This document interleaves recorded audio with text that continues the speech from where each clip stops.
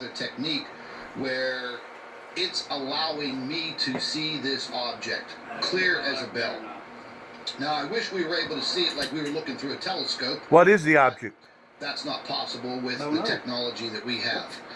But I'm going to go ahead and jump over to the SEEDS website. I'm going to show you guys this coronal mass ejection, which occurred on the 19th. And due to the Earth's orbit around the sun, we're actually getting a different view of this object at a different time. And I went back in all of my notes from 2019 and then back to just 2018. And during the months of January through April, I'm not getting all that. We were getting different views of this object. Once again, because of the placement of Earth in its orbit. Our orbit is much, much longer, much larger than this object's. So we're in a 365-day orbit. This object is in a 28-day orbit, and that's why we're able to catch these different views. And I've been thinking about this for a long, long time. And then finally, just the other day, I don't know, just a spark illuminated in my mind, and it just came to light for me. I hope all of you can maybe understand what I'm talking about. It is a little difficult to visualize. The Earth's orbit is so long, 365 days. And this object's orbit is very acute, very tight around the sun, and its orbit's only 28 days. So yes, during our orbit around the sun, we're going to get a different perspective of this object, and I mentioned that in my other live stream. So let's get right down to brass tacks right here, and let me go ahead and share my screen. Let me get out of here, and let me make sure we're all good to go. I'm going to bring this up here. You know what, before I bring this up, I wanted to show you guys the coronal mass ejection. I have all this on a video, but we're just going to pull it directly from the SEEDS website.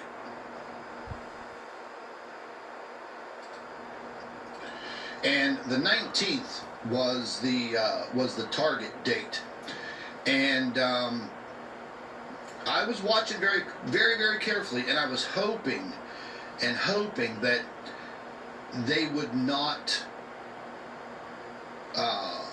mess with the data, by not putting it up. You've heard me and Mark both complain that the SEEDS website can go sometimes 5, 6, 7 days without posting the data like they normally do every single freaking day, like they should. I don't know if they're trying to clean the garbage up or what, but it is what it is. I'm going to go ahead and blow this up so you guys can see this. You see the date right up here. This is the 19th, and this is taken from the LASCO coronagraph. This spacecraft sits 1 million miles away from Earth, out in front of us, between the Earth and the sun. So the view that we're getting right here is like, we're standing on the Earth and we're looking directly out at the sun. This satellite probe is 1 million miles away from Earth, closer to the sun. So it's about 92 million miles away from the sun. So sure enough, this coronal mass ejection is detected, the CME. As soon as I saw this, I said to myself, holy hell, this is it. Man, right on time. And I mean right on time. I mean right to the day, the 19th. So the reason why I didn't go live with this yesterday or the day before is because sometimes, well, the majority of the times, this SEEDS coronagraph program, it will start off with just a few frames, maybe 10, 20 frames. We fixing to get hit by a major solar flare? They'll upload more frames. I guess as the data comes in, I'm really not sure what these people do. there at NASA with these probes and the information and data that comes in. But anyways, What do you think's going to happen? You know, You think we're going to get hit by a major solar flare? Sure enough, we're right on money. So this is the coronal mass ejection, and it may not look like much to all of you, but over all of these years, I've pretty much trained my eyes on picking this object out. And it doesn't take much concentration for me anymore to spot these objects, or this main large object. This time around, sure enough, baby, we got the big monster, and it's going to be right in front of our eyes. And then I'm going to show you the new technique that I was using. I just discovered the technique very, very early this morning at about 3:30 a.m., playing around with this programming, and finally figured it out. But I'm going to go ahead and, well, this was the coronal mass ejection. So you can see it was pretty big. This was not Earth-facing, so we don't have to worry about that. Now, I'm going to go ahead and decrease this screen. And we're going to back up. We'll move to the 20th. And you can see here on the 20th, nothing's left, just the very little tail end of this coronal mass ejection. Now we're going to move over real quick to the CME tracker. Bring this bad boy up so you can see it. Up top here, you see the little color code for the planets and also the other space probes that are out there. Right here in the center, the white dot is the sun, the yellow dot is the Earth. Watch very carefully right here. You'll see that coronal mass ejection. And what is very, very suspicious to me, and me and Mark were talking about this in the middle of the night. You see that green square? See that green square right there? Right. Yeah. You look up here to the color code. That's the new Parker space probe. Yeah. That's the one they sent out there a while back, and it was supposed to go out and kiss the sun. It is very suspicious to me when I'm looking at this spiral graph that at the exact same time that this coronal mass ejection was set to go off, this Planet X object was passing upward. Bingo. The Parker space probe is right there, right on time. So there is no doubt in my mind. You could see it right there, the little square. And you see the coronal mass ejection coming out. The coronal mass ejection actually blew right between Mercury and Venus. That really doesn't have anything to do with anything, just pointing those two planets out. Mercury in the orange, Venus in the green, and you have Stereo A, which is another space probe that's looking at the sun from a side position over to the left.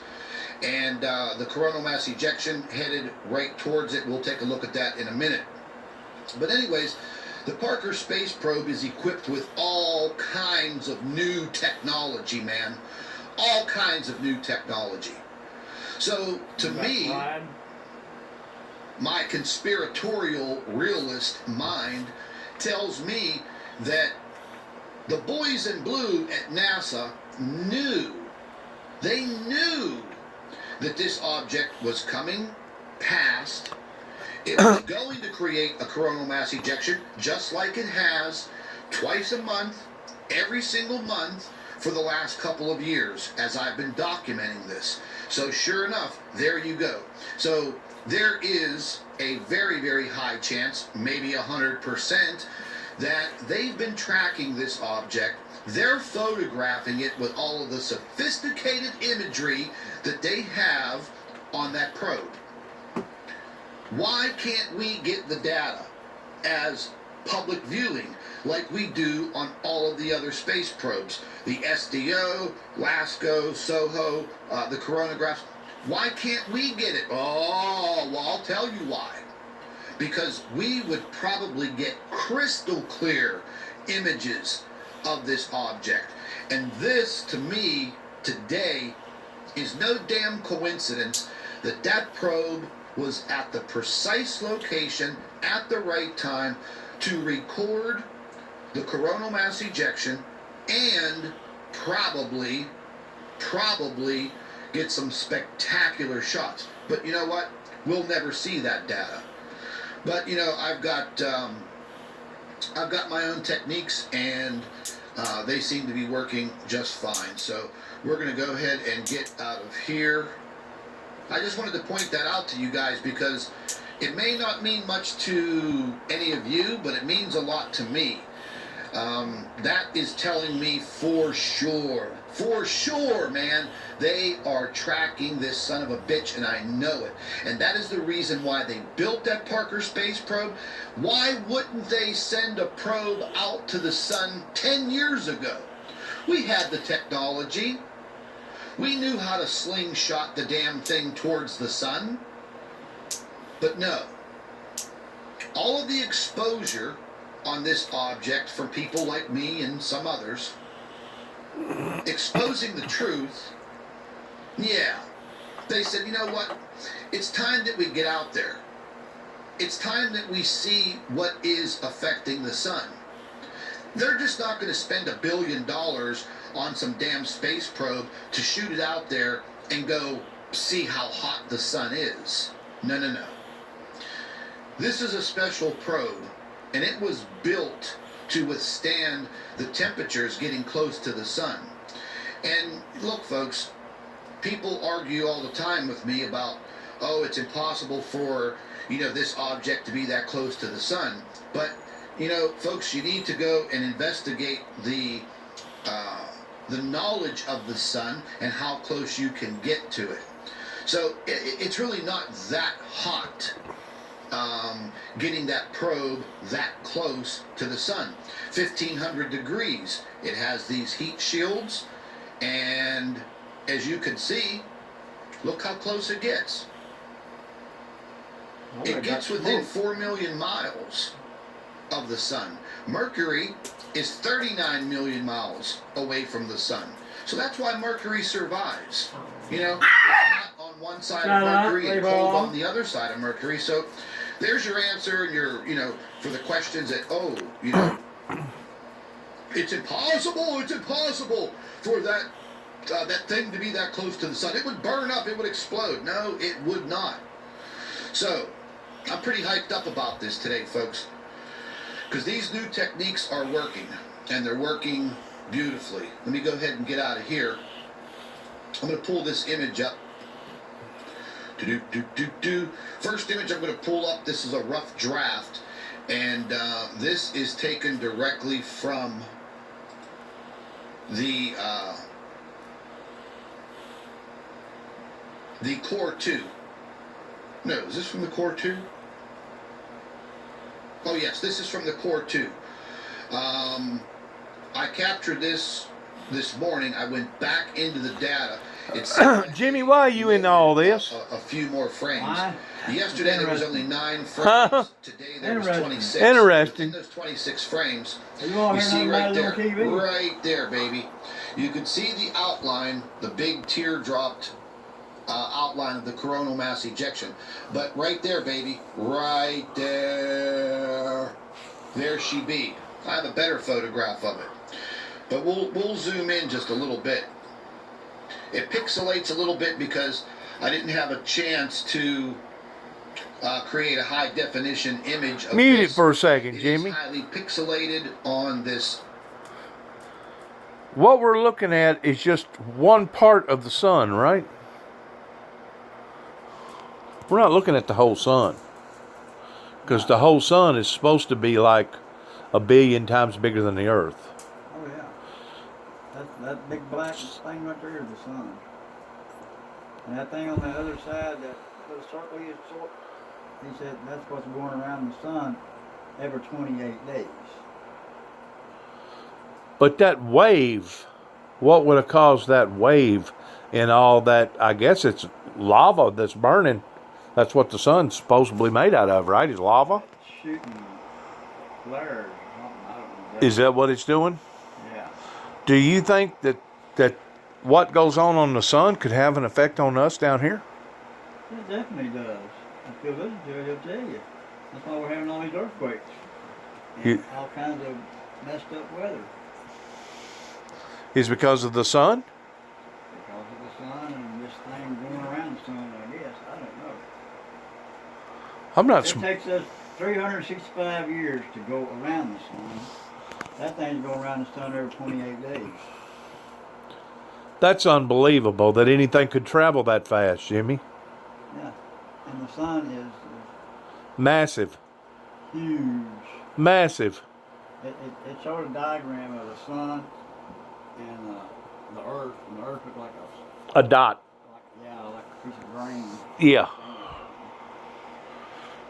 You could put so What could be going that fast? Because that would probably be going faster than anything that we've ever put in space. That's what he was saying. He said the guys in blue know what's going on at NASA. That's why they shot that rocket up there. He said they didn't just shoot that rocket up there to have a new satellite. They shot that up there to check stuff out. And they ain't gonna tell you that. Let's find out what he has to say about it. Think it'd start a panic. Difference coronagraph, but that doesn't matter because I got a better picture. So let's bump out of here. Do-do-do-do. Think it'd start worldwide panic I'm still learning how to use this program, so bear with me. if they told us Get the out of truth. here. I- Do-do-do-do. So let me exit out of here all the way. Then I'm going to show you another spectacular photograph. So this was on the 19th. Now this photograph 19th was has yesterday, been, right? Day 21st. the pixels have been increased. It's in I thought today was a 20th. higher definition. Day And 21st. you can see day the 21st? big black occulter. Now the big black occulter, this big black circle, that is not the size of the sun. That's just a little disc inside of the camera that blocks out the rays of the sun, so they can see the coronal mass ejections as they spew from the sun.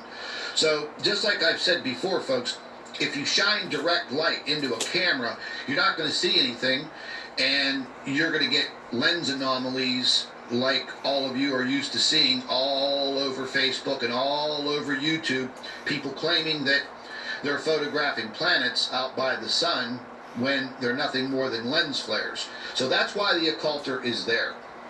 Right here, enveloped in that coronal mass ejection. Once again, you can clearly see it. And this object, as it came up, and I'm going to show you the actual video to it, and you're going to see it. Now, the coronal mass ejection came straight out from the equatorial region, the midpoint of the sun, the equator of the sun. This happens twice a month, beginning of the month and towards the end of the month. However, we're seeing this from a little bit of a different perspective now because of the position of the Earth in its orbit, as I explained in the very beginning. I know I'm going kind of fast, but I'm trying to get this all in, so I'm not dragging this out for 2 hours. So anyways, I'm going to show you the video, and you're going to see this object not follow the path of the coronal mass ejection straight out. You're going to see this object moving upward, just like the model. Now, the model that I showed you guys, the 28-day orbit, that's only one perspective, okay? As we orbit around the sun, we're constantly getting a different perspective of this object because of our orbit and its orbit. Its orbit is tight, 28 days. Ours is wide, 365 days. We are 93 million miles away from the sun. So again, our perspective is going to change somewhat. The reason why I'm so excited today is because I actually caught this damn thing moving upward. Now, within the next couple of days, it's going to be making its tight loop back around the sun, and it's going to be coming back down. Okay? Now, we may or may not catch it again right at the end of the month. Possibly between the 29th, 30th, and 31st. Mark my words, 29th, 30th, 31st. We may catch it again. It may produce another coronal mass ejection. But even though all of this is happening right now on your screen, all kinds of things were happening here on Earth at the same time. Such as? The Schumann resonance went ballistic. Okay? Earthquakes. 3 magnitude 6.1, 6.2, and a 6.0. Boom, boom, boom. They all went off. Now we have swarms of earthquakes occurring off of the west coast of the United States, Mexico, on the west side out there near the Pacific. Nothing on the other side of the earth. Okay? I'll show you guys that here shortly. Also, I did a short video late last night showing this crazy combination of two major cyclones that just basically came out of nowhere and are forming in the northern Pacific. It's almost like that movie, The Perfect Storm. These two storms are going to merge, and they're going to hit the west coast of the Pacific Northwest of the United States and Canada. We'll get into that shortly. But anyways, here is this bad boy, and you can see it. It's huge. And when I tell you folks that this object is 5 to 7 times the size of Jupiter, man, I mean it. This is not some little object. This damn thing is huge. It would have to be a massive object in order for it to affect the sun in the ways that it is, by creating and pulling plasma directly from the sun's outer surface and pulling that plasma instantaneously and creating a coronal mass ejection. And look, folks, science is telling us now that the sun is in a solar minimum. Very few sunspots. If they're, one here, one there, who cares about the sunspots? But the coronal mass ejections, they are on time every single stinking month. What I'm trying to say to all of you this morning is that my data, my information, my investigations, my research is now becoming spot on. It is becoming 100% every single month. So now we know what is happening out there. There's no ands, if, ors about it. This is what's occurring. My biggest fear is the unknown. The unknown going into this solar minimum with the sun. That's an 11-year time span of the sun's magnetic field weakening, the Earth's magnetic field weakening. What else is going to happen? We already see the outbreaks and the increases in the seismic and volcanic activity. Now the weather is being affected even more than it was before. Mark my words again here today, when we move into the spring and summer in the northern hemisphere, you think last year was bad. Wait till you see what 2020 brings this year. It is probably going to open up the eyes of, if not millions, billions of people on this planet. They are disguising it as climate change. Maybe that was the wrong terminology. It is climate change, but it's not being caused by man. And it never will be. And I don't know what life's going to be like 5 years from now, folks. That's been on my mind. Each year that ticks off that calendar, holy hell. What are we really going to be in for? I mean, I don't think we're looking at any type of, earth-ending situation. But things on this planet are going to change drastically.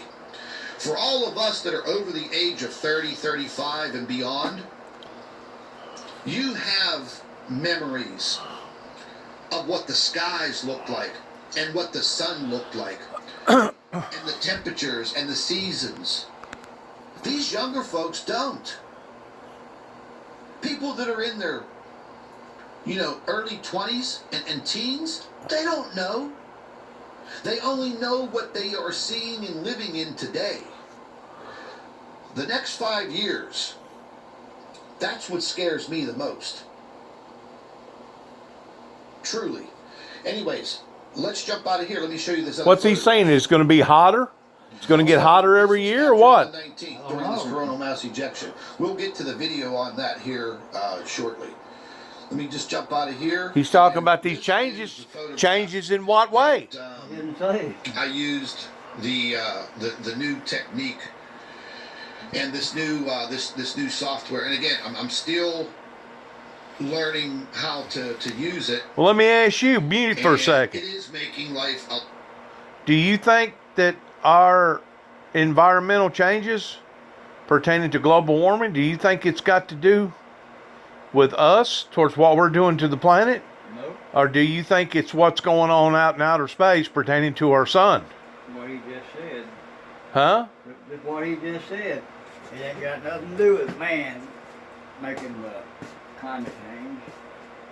It's that object. Well, I ain't never heard that theory before. That's what he just said. Well, just because he said it don't mean it's the gospel. No, it don't mean it's true. But he's been studying it for about 15 years. He has.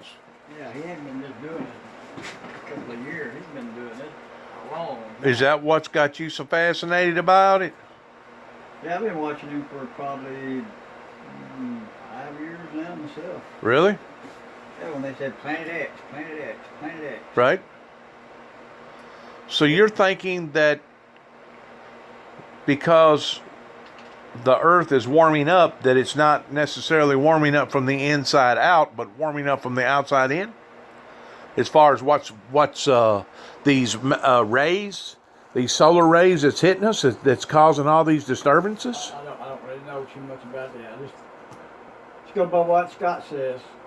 Scott knows what he's talking about. He definitely does. Just like he was talking about these meters Yeah, that the electric company puts out. right? If they put them too close to you, you can get radiation poisoning. And you can have to go to the hospital. But they got, and like in these apartments, they got all these meters Right, right there, all in one big pile. right. And then somebody living on the other side of there, that's radiation going right to their apartment. It is. Yep. That's what he showed. That's what he said to me, man. Wow. And he said his wife got sick because they had all these meters too close to his bedroom window. And he said he got on the electric company's butt, and they come out there and move him.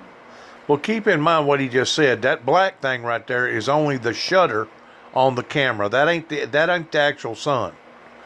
The round, the whole round thing that you're looking at right there, yeah, that's the sun, which is 1 billion times bigger than the earth. So to have something erupt on the sun, such as what you're looking at right there, is probably the size of about 20 Earths, maybe 30 or 40 Earths. Right. That, He's going to get into that. He said, but what I'm saying is that is huge. Whatever that is that caused that wave. he done said that right there is 5 times bigger than Jupiter. And Jupiter is the biggest planet we have here in our solar system. in our solar system. And Jupiter is humongous, Well, what would cause that? and that is 5 times bigger than Jupiter. It's like a wave, isn't it? I don't know. Let's find out. A lot easier detecting. Well, listen, I gotta go. I gotta go. Okay. Well, that's what it is. I'm going to watch it. Anyway. But it's interesting. There's no doubt it's interesting.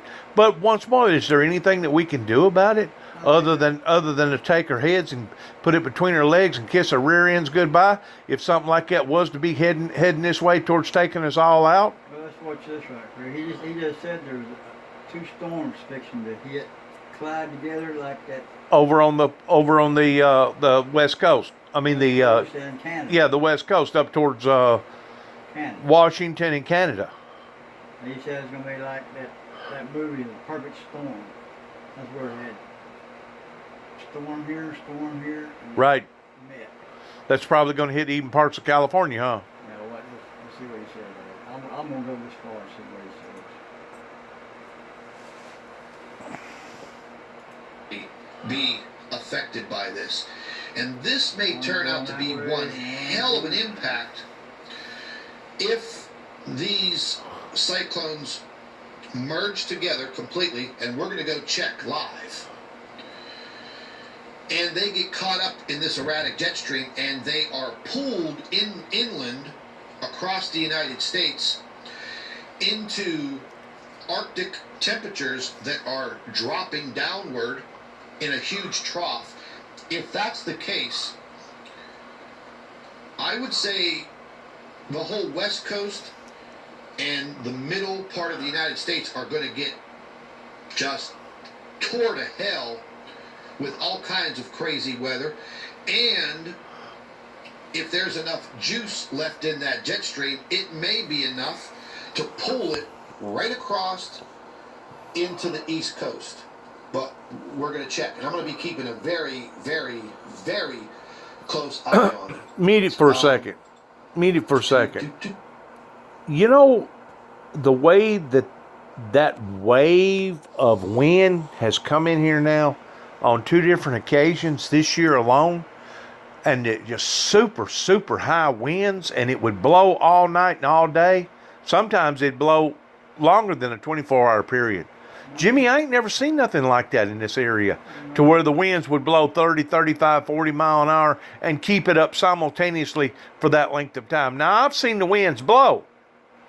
And I've seen the winds blow as long as maybe an hour, hour and a half, 2 hours, maybe 3 or 4 hours at a time, but not all day and all night, not like we've been experiencing. So there is something happening with the jet stream, and I do agree with that. There is something that is affecting our normal weather patterns. Let's find out what he got to say about it. With George Clooney, you know, the fishing boat movie.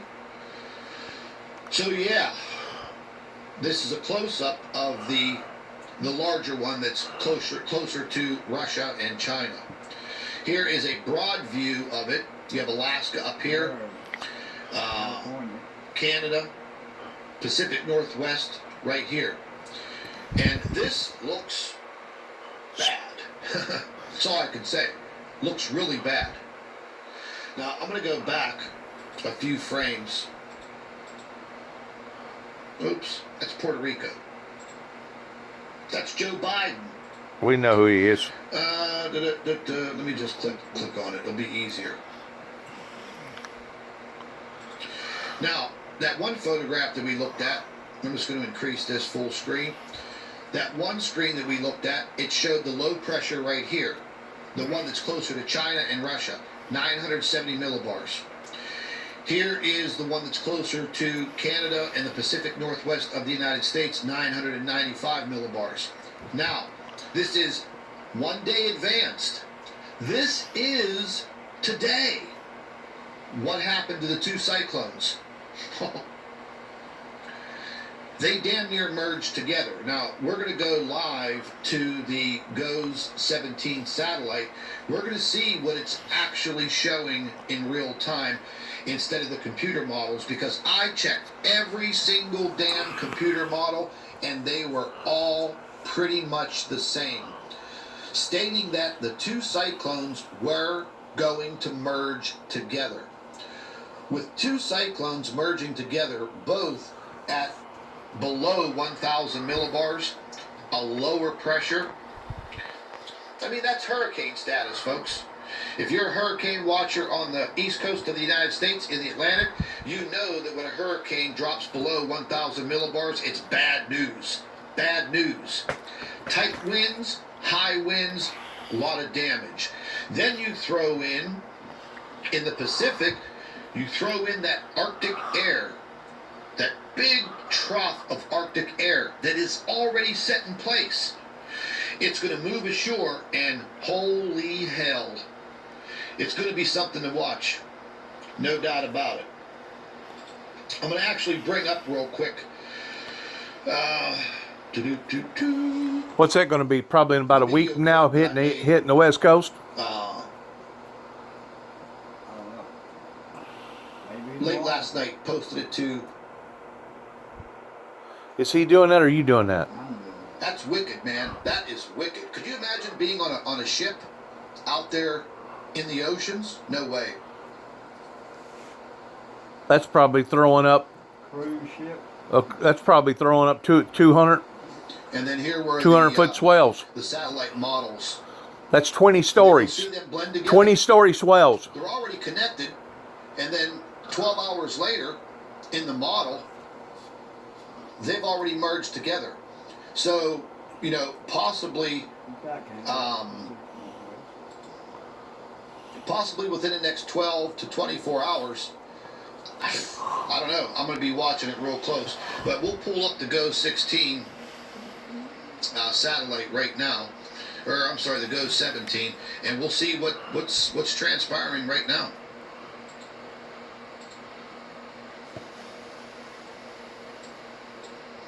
And you see this Right. track right here? Right? That has actually broadened. It was a little bit thinner in the imagery from 12 hours ago. That right there, this leading edge, if this cyclone here, let me just pull this a little closer. Now it's already made its way on shore. It does seem like some Mess, doesn't it? It almost looks Wicked. superficial, don't it? Looks like something bad. Already touching Canada. okay, it does look like this cyclone right here, Mexico's getting good. where my cursor is. Apparently, it's being pulled up into the northern tiers of Canada, and this actually may disperse. Separate. And then we have the larger one that's further out in the Pacific. So right now, it doesn't look like they are going to merge at this time, unless this damn thing starts hooking around. Oh my. Maybe that's what the computer models were showing. But there wasn't a lot of data on it, so it's hard to say. If that's like the jet stream over the Middle East, where they're getting pounded by flooding rains, snow in the desert. You got the Arabs over there and the Muslims over there. They're sled riding. They got their toboggans out and they're skiing down the sand slopes. But it's like a ski resort. Just yesterday, right here in India, my web developer guy, he lives in northern India, and we were talking on a video conference, and he was terrified. And, you know, I warned him about this last year. We were having the same conversation in October of 2019. I was warning him about this. And, you know, he was like, yeah, things have been getting kind of weird. with the Dicey, weather here. dicey. And then now, wow. Just Muted totally for a off the second. chart. Muted for a second. So you can see this jet stream pattern. Let's look at it from the Muted for a second. You know, this doesn't alarm me. You know why it doesn't alarm me? No. Because I read the Bible. Of course. And if you read the Bible, guess what the Bible tells us? Things will happen. It tells us that we're going to see signs in the heavens and signs upon the earth such as man has never, ever seen before. And I truly believe that that's the reason why Jesus said that whenever you start to see these things, to flee into the mountains. In other words, get out of the low-lying areas, go to the high climate areas, because the low-lying areas are going to be more susceptible in flooding. Oh, yeah. Does that not make sense? Sure it does. He said to flee into the mountains. All these little islands that's out there, Jimmy, I'm thinking in another 5 years from now, they're basically going to be uninhabitable. Maybe poured in. In other words, if they don't get wiped out by a massive hurricane or a massive storm of some sort, they're going to be flooded because the oceans are steadily rising right now. Are you aware of that? And we're See what this guy's talking about in India. we're just absolutely frightened to death that we're fixing to lose the thing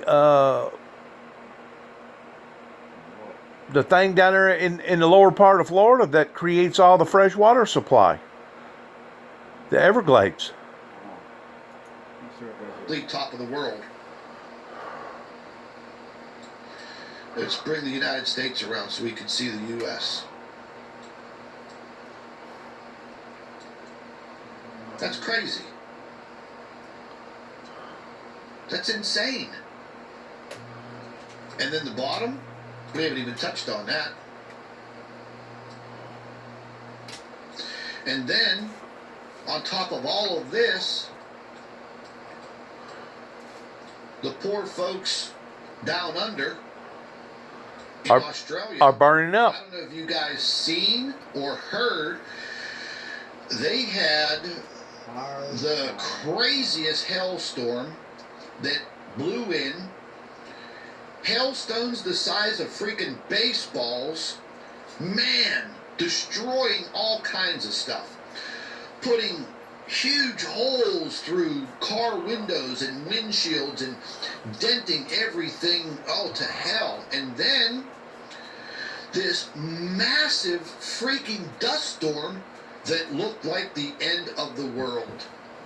I mean, I shared all the photographs on our Planet X News group. I shared the photographs on my Twitter and on my personal Facebook page. Insane. Insane. If you were looking at this freaking dust storm as it rolled in, and you were looking at it from like a 50-mile distance, you would think to yourself, holy hell, what is that? Now, we've all seen dust storms before. I've seen them in Australia before. I've seen them in the Middle East before. But there was just something about this one that just looked like hell pouring in. So, you know, Australia, you know, folks, and I'm going to go back to what I was saying back in September and October of just last year. And I was warning people that Australia would literally turn into Hades, meaning hell, with the fires, their weather. And then here's the thing, folks. For everybody in Australia, the fires are going to go away. But what's going to come after the fires is probably going to be very, very, very strong storms, the very high possibility of cyclonic storms hitting this country multiple times, causing massive downpours of rain. And this is going to be going into their fall season when the earth starts to change a little bit on its axis. And that jet stream's going to get even more messed up. And they're the biggest body of land in that southern hemisphere region. I think that they are going to get nailed, and little New Zealand is also going to get nailed. And I think we may see some really, really, really bad storms rip through all of the Indonesia islands, Papua New Guinea, all of Indonesia. Oh man! This See what I was talking about all them islands? Is probably Look at gonna all get them islands. wrecked to hell in about 90 days from now. It's going to be a totally different story for these folks. And for the folks in Australia, I know a lot of my videos now are blocked in Australia. They can't see them. They can't pick me up on YouTube. Their government did some nasty stuff with the internet, and that's becoming commonplace. That is another reason why I opened up and I have that private network. It's $5 a month, but my information goes up there first, and I don't have to worry about somebody in another country not being able to see it, because as long as you have the URL and you log in, anybody in the world can see it. But Are you hooked up to that, I've got Jimmy? just about no way of getting in touch with all of my subscribers that I had in New Zealand and in Australia. Their governments, they blocked everything. It's a shame. It's a pity. And this is what our world is leading up to. Evolving to. It's a damn shame. But anyways, guys, I wanted to bring. Well, mute it for a info second, to you. 'cause I gotta wanted go. to show That's you all it anyway. that new photo capture. Mute it for a And, second. I'll post the pictures on the. Some of that stuff, what he's talking about, is actually eerie. Oh yeah. Because if you get to looking at the formalities of what's happening with our jet streams, it's changing, Jimmy. It's changing on a level like scientists has never ever imagined before. Just like the melting of the poles, we're seeing things today that's happening that they didn't think was going to occur 25, 30 years ago, that are now occurring now, even as we speak. So they really can't forecast. They can't predict of what's going to occur next pertaining to the melting of the ice and the rising of the oceans and the weather patterns that's becoming extremely vital, just unorthodox. Well, let me end this because it's not looking good for the Earthlings, is it? No. Let's see what alert. Some high drama on Capitol Hill today, where President Trump's impeachment trial formally gets underway at 1 p.m. Eastern. A big battle expected over the rules for the trial, including how many days each side will have to argue their case, and whether witnesses Did you hear that? will or will not be called. Here's Senate Minority. Did you hear that? Sounded like an explosion, didn't it? Dog jumping in the window. Shut up, Bella. No, that was an explosion. That was a dog jumping on the window. No, there wasn't jumping on the window. I'm sitting here looking at the window. I know I wasn't nothing looking at the window. That's what they do. They jump on the window. No, that was an explosion. Oh, well, okay. I hear it all the time out there. Oh yeah, I keep hearing that too. That was a dog jumped on the window of the room. I don't know if it's somebody taking dynamite and blowing up trees or blowing up stuff down there by the river or what it is, but I hear, Hearing it for 2-3 years. yeah, blowing up stuff. But that there was a dog. May have been. Oh, I know it was. Boy, that right there just breaks my heart. Like I said this morning, whenever I started watching all that, I just went to crying, sobbing and crying over our country being divided like this. Yeah. Leader Chuck Schumer just moments ago. It's so sad. The McConnell rules seem to be designed by President Trump for President Trump. Simply executed by Leader McConnell, that Leader McConnell decided to go along with the president's desire to cover up his wrongdoing. Hook, line, and sinker. It almost seems that the resolution was written in the White House, not in the Senate. Whew. And it is on. Republican Senator John Cornyn fired back at Schumer's earlier criticism of the McConnell resolution. Watch. Our job is to listen to the case presented by the parties, by the impeachment managers, and by the president's lawyers, not to hijack the trial and direct it and orchestrate it ourselves. That's what Senator Schumer wants to do, and I think that would be wrong. You're watching Outnumbered. I'm Harris Faulkner. Here today, Melissa Francis. Fox Business Network anchor Dagan McDowell. Syndicated radio host and Fox News contributor Leslie